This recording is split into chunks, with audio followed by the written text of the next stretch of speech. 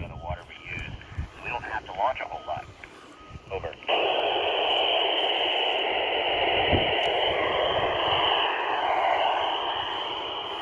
Well, for this question, I'm actually super glad you guys are in English because I think in metric, I don't think in imperial, despite of us being an American. And I'm going to give you a little math problem here. We're about 400 kilometers or 400,000 meters from the Earth. And light travels at 3 times 10 to the 8th meters per second.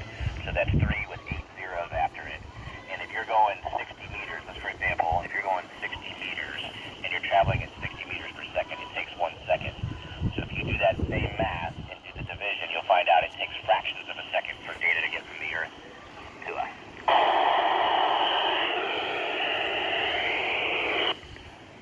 Navigation has been something humans have been doing for so long. It's, we started with a compass, we started with the sun, we started with looking up the skies and looking at the things around us. We have loads of sensors on board to keep track of where we are.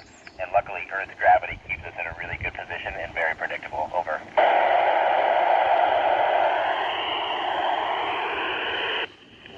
We are falling all the time. In fact, there very much is gravity up here. We're falling the entire time, but we're going so fast that we just keep missing the Earth. Imagine if you were on the ground and you shot a bullet or threw a ball really fast, it eventually falls. But what if you threw it so fast, it just kept matching the curvature of the Earth? That's what we're doing, just really high. Over. We do about 2.5 hours of exercise a day. In fact, I did a really fast shower in order to come get you guys because I just finished doing 2.5 hours of workout. We have a machine that builds up really high resistance levels to help us keep our bones nice, and I just got done riding a bicycle for 30 minutes. Over.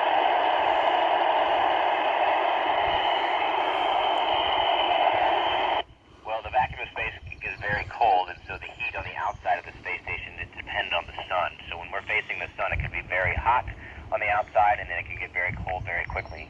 On the inside, it's really nice. It's just nice, same as your house at home. We're just hanging out, very comfortable creatures on the inside. Over.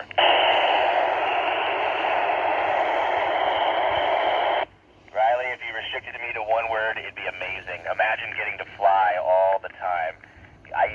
Everywhere you go, I was a little kid, as an adult, I always had these dreams of flying, and now it's a reality for me every single day. It's absolutely amazing. Over.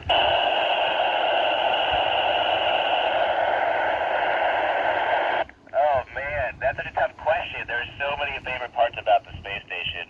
I like playing practical jokes on my crewmates. It's one of my favorite parts because there's really cool jokes you can play in zero-G. I also love showing people the space station and showing people the future of humanity. Over. I mean, you can remember, the faster you go, the harder it is to stop.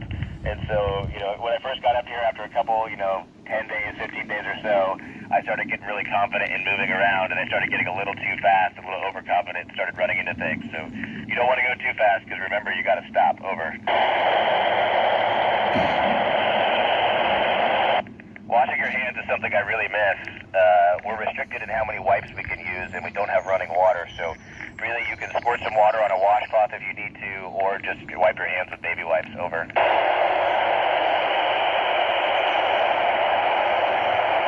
Astronomical phenomena is a pretty broad category, but I'll tell you one of my favorite things to do after dinner every night is to go down to the cupola and look at the aurora. Right now we've got a lot of solar activity going on, and when you look south near Antarctica, the green aurora is just so impressive. I've been taking some long exposure shots to capture it. Over.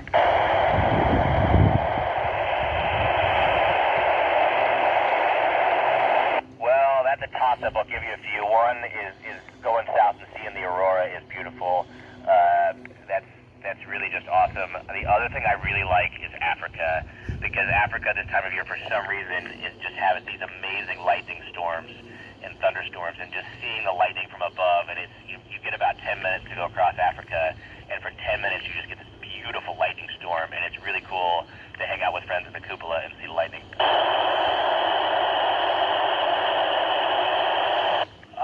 It's huge. I think it's the size of a soccer field or two, but it's also, the inside is roughly the interior volume of a 5-bedroom house. Over. Our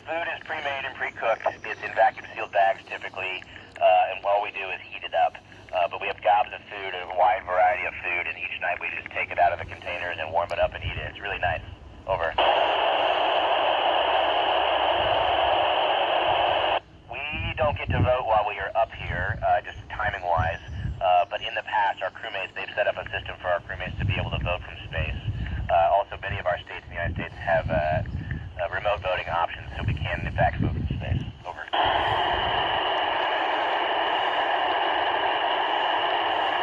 Spacesuits are super heavy, but remember, we're weightless, so we just have to deal with the mass. And it's really fun to move massive things around on space stations. So they're maybe 300, 400, 500 pounds worth of a spacesuit for the ones going outside. The ones we wear in our space capsule are pretty light, probably on the order of 40 pounds or so. But getting something that's really heavy started is really fun, but you also remember you have to stop it.